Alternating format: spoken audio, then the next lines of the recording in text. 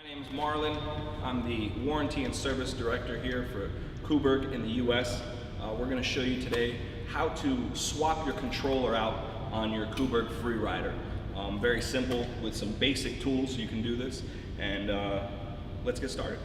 First off, you're going to want to take a 6mm Allen key and a 4mm Allen key. You have one bolt that's located right here underneath the seat and one that's right on the front. Once you remove those two bolts with those two Allens, this whole entire seat frame will simply slide up off of the Freerider. Then you have three cables that are going to be underneath your Freerider. You have your positive and negative, and you have your heat sensor. You're going to want to disconnect those with their quick clips and make sure the power is removed from the controller. You'll simply and carefully slide the battery out.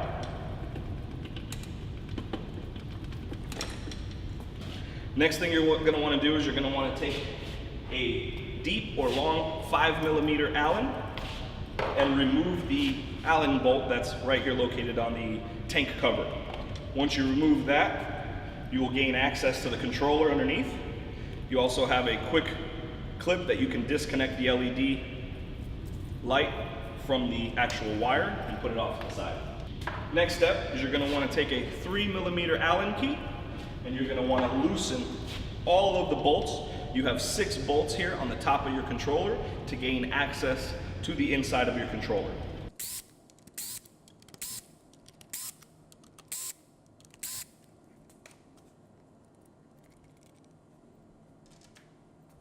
Once you've done that, safely put this off to the side and be mindful because there's very small washers on each one of these bolts that you do not want to lose. Alright, so the next thing you're going to want to do is you're going to want to take your 8mm socket and your 10mm socket. You're going to want to loosen all the bolts here that hold the motor wires and the positive and negative wires that lead to the battery. So first off, we're going to start with the 8mm here and loosen it all up. Now, since this compartment is so small, it's a good idea to have some sort of magnetic retriever or a little small magnet that you can stick in there and pull the washers and the bolt out. Be very mindful not to drop any washers or bolts here so you don't lose any. You keep track, there should be 3 and 3 of each. Once you've done that, you can loosen with your 10mm, you can take that and loosen the positive and negative leads. You might have to push one out of the way a little bit to get it in there.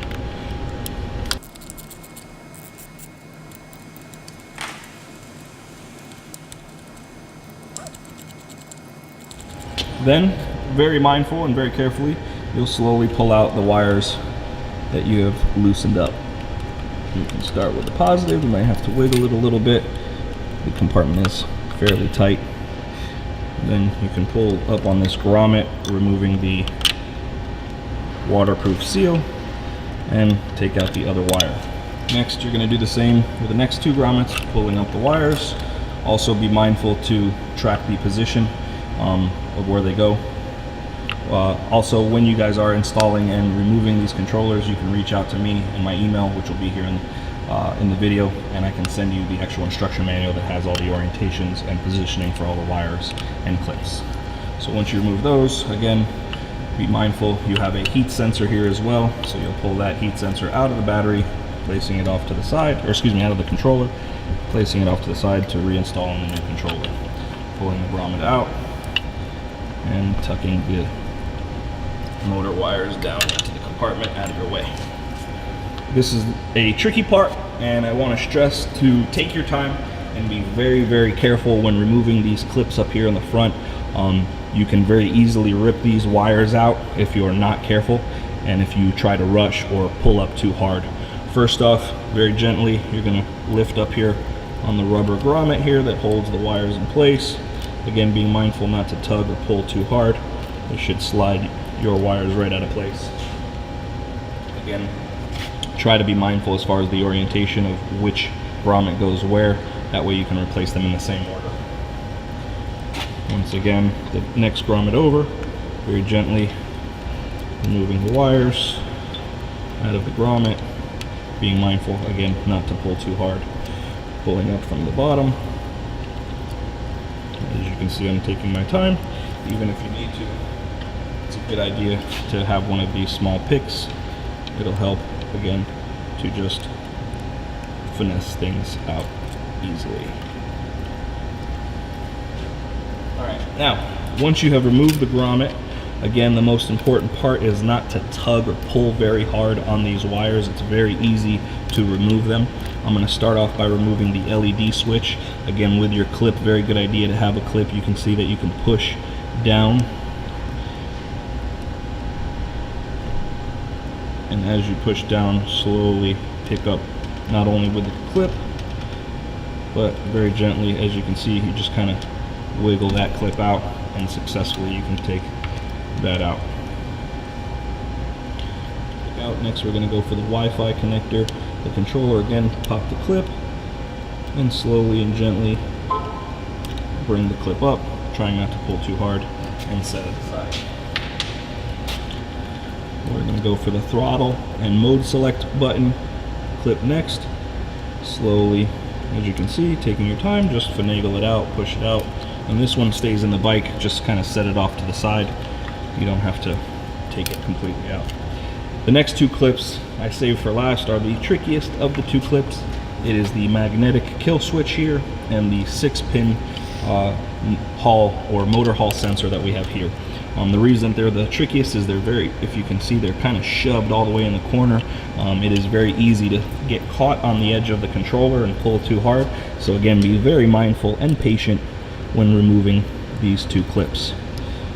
Again, using your pick is really going to be your best friend in this setup to remove that magnetic kill switch. And then once again, using your clip to push it out of the way.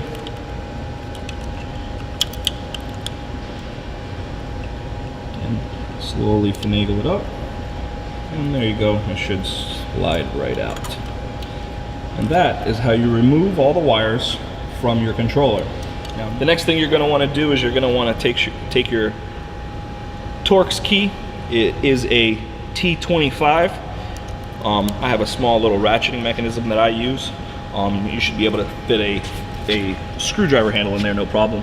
You want to come in here and loosen up these two bolts that hold the controller to the frame of the bike. You don't have to remove them all the way out of the controller. You're just basically loosening them up.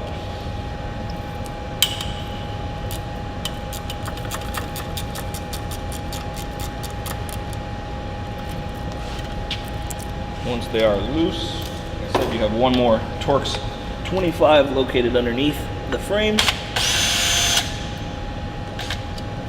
that you will want to remove all the way, and then simply gently remove the controller completely out of your bike. Now, you will want to save these two screws that you just removed because you will be installing them on the next controller. This is going to be our 12 kilowatt controller that we're going to install on our Freerider here. We're going to open it up for you, brand new out the box. As you can see, here comes your standard 12 kilowatt controller. Also has a link here at the bottom for the installation guide and tells you where you can get that. As I said before, you can also reach out to me and I can send that to you, no problem. Now we're going to prep this controller to be installed in the bike. Quick little tip, remember, whenever we're installing screws and parts, we want to be very mindful when using any power tools. Even when removing it, it's very easy to strip these bolts, so I wouldn't recommend using a power tool to install these, but to take them out, it's alright. You're going to want to remove and loosen all the 3mm Allen bolts that are here.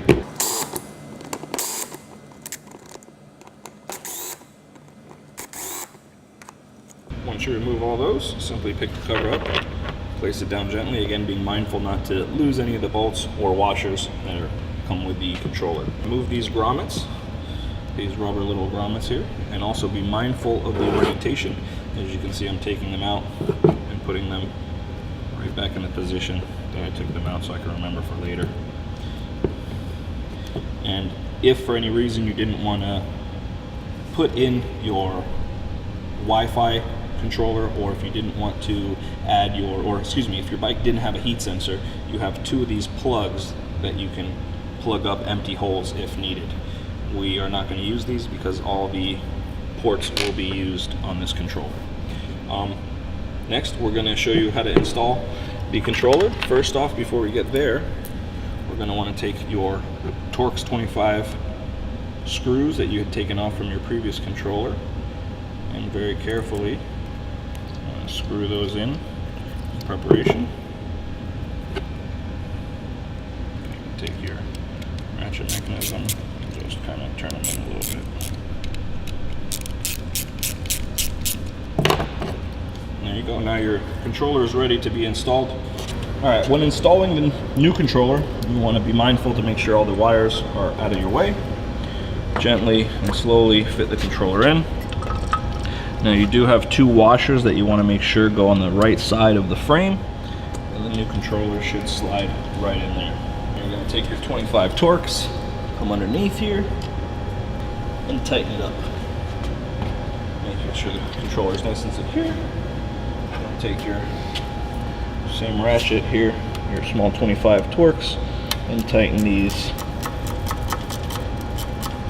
two that are up on the back. So now once you have the bolts all securely tightened and your controller is affixed to the frame, you want to start putting in all your wires. It's recommended to put in all the wires first and all your cables, and then to come in and put the grommets in. It's easier that way. We'll start off with the top here. The first wire you're going to put in is the 6-pin motor hall sensor that we have here. Again, your trusty pick is a great idea because it'll help you kind of line stuff up without having to hurt any of the wiring. Once you have it lined up, firmly press it so it seats all the way down, and also you want to make sure that these small clips here clip into the position that they need to be in. Next cable we're going to connect is for the LED light, which is the 4-pin connector here, which will slide in right into place. Clip it right in, make sure it's in there. Again, trying not to tug or pull too hard. Next, we're going to put in our Wi-Fi cable here that connects your bike to the stream port. Even if you don't have a stream port, you still want to put this wire in and leave it out here, so that way when you're ready to add the stream port, you can just plug it in. Next is the throttle and mode select connector, which controls the throttle and the mode select. You have to be very mindful as far as where you're installing it here. You want to install it in this row of 6 pins, but you want to install it all the way to the left of the bike. So basically you will have 2 blank pins to the right of the connector, like so, if you install it correctly. Again, pushing down all the way on the connectors to make sure they're nice and seated is very important. And last but not least, our magnetic kill switch, which goes all the way to the left, oriented in the corner. And again, the pick will help you kind of position it in there. Now you have all your top cables and clips connected, and next we're going to install the positive and negative cables and the motor wires. So now we're going to install the motor wires and the heat sensor. The orientation from the right to the left would be the black wire first, then the red wire, then the blue wire. Now the heat sensor will also be in this same section of wires, but the heat sensor will be down in here. You basically take the tip and shove it down there in that small little hole that's available for the heat sensor. So be mindful, if your bike is one of the newer models with a heat sensor, make sure that you are including the heat sensor in the installation there and leaving the rest of it just hanging off to the side, ready to plug into the battery. You're going to also place the positive and the negative wire that connect to the battery. You're going to take your 2 10mm bolts with your 2 crush washers, or your 2 washers that are in there, the lock washers, and using your pick, what I like to do is simply place it over the top so we don't lose it, and it'll orient right in there, both washers. Again, it's pretty tight, so you want to be very careful not to lose the washer or drop the washer anywhere in there. I do the same thing with the bolt, simply slide it on the pick. Same thing with the positive. Pull the positive out of the way. Simply start the thread. There you go. With that 10mm socket, again, stick that back in there, tighten it down by hand until it's nice and snug. Once those two bolts are tightened, you're going to slide the positive and negative cable underneath here. They should orient right here in these two spots that allow the battery to slide in. Next, you will take your 3 8mm nuts with your 3 washers and repeat the same process with your pick. Once you have all the motor wires securely bolted down and screwed in, you can move on to the next part, which will be installing the water resistant grommets here that are supposed to keep all the water out of this controller once you have it closed up. We'll start off here with a positive and negative. They're the easiest ones first. You're basically going to try to match the orientation of how the grommet matches up. As you can see, this black wire is on the bottom right corner or bottom left corner, depending on how you're looking at it, and the power is on the top corner. So we're going to match that up and move the power first. And we'll get the negative around. We'll get the grommet around the negative. And what I recommend is getting the bottom wire in first and then pushing the entire grommet as one, making sure to orient it correctly and line it up so that way it seats properly. So that's how it should look with one wire. And what you'll simply do is pull the top out, fit the other wire down in there, and if you've done it correctly, it should seat in there nice and flat with just a minimal amount sticking up, because that way when you put the top on, the top will compress down and squeeze that rubber nice and tight and keep all the moisture and water out of your controller. So now the next step is to repeat that process on the other 3 grommets. These other can be a little more complicated because you have more wires. So again, the key to this install is take your time, don't rush, and don't get frustrated. Like I said before, the best thing to do is to put the bottom wires in first for the grommet and then put the top 2. That's what I'm going to do now here. I'm going to gently and carefully lift up the heat sensor and the first black wire for the motor, being mindful to line them up correctly and lining the grommet up in the channel. If you can see real quick before I put it in, these grommets have small channels here, and these channels need to be in the correct spot on the controller. Now on this first one, it is a little important. As you can see, this heat sensor sometimes wants to back out, so you want to be very careful to be mindful that it doesn't back itself out all the way. Line up the grommets, line up the holes, and slowly and gently push it all the way down in. Now once you get it in, like I said, you might need to press on either side of the wires just to get them to seat and bend a little bit into that position. But as you can see with the first 2, minimal amount of rubber is sticking out. That's a good sign. So we'll peel that top piece and then orient the next 2 wires the same way. The red one would be on the far side, the blue one would be on the inside. Now as you can see, sometimes the wires will move a little bit and shift. You just have to keep pressing them back down, and basically right before you put the top on, you'll orient all the grommets, make sure they're nice and flush, and pop the top back on. So now that we got these set up, we're going to move on to the next set, which are up here at the top. So now once you have all 4 of these grommets installed, like I said, you can see they're all lined up properly. Very minimal amount of rubber sticking up over out of the controller. The one thing you want to be mindful is this 6-pin Hall sensor, this gray wire, not to crimp it on the inside of the controller when you put the top on. So make sure that you are being mindful that it's off to the side here.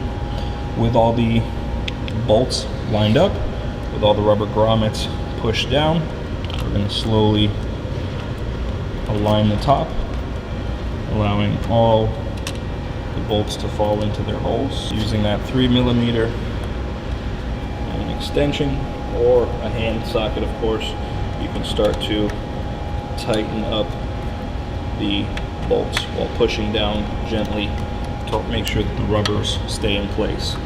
I usually go the 4 corners first to make sure that the rubber part doesn't, or excuse me, the rubber grommets don't pop up or fold, and go ahead and tighten the rest. All right guys, so that is the full process to swap out, to remove your old controller and swap in a new one. Whether you're upgrading to the 12 kilowatt controller or simply just swapping out the 8kW for another 8kW for maintenance reasons, that's basically the step-by-step process.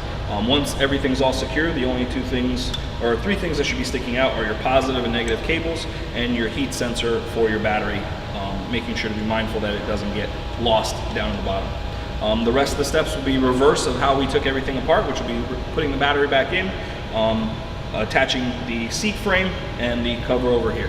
And that's basically it. Remember, if you guys have any questions, always feel free to email me, and I'm happy to help you guys in any way I can.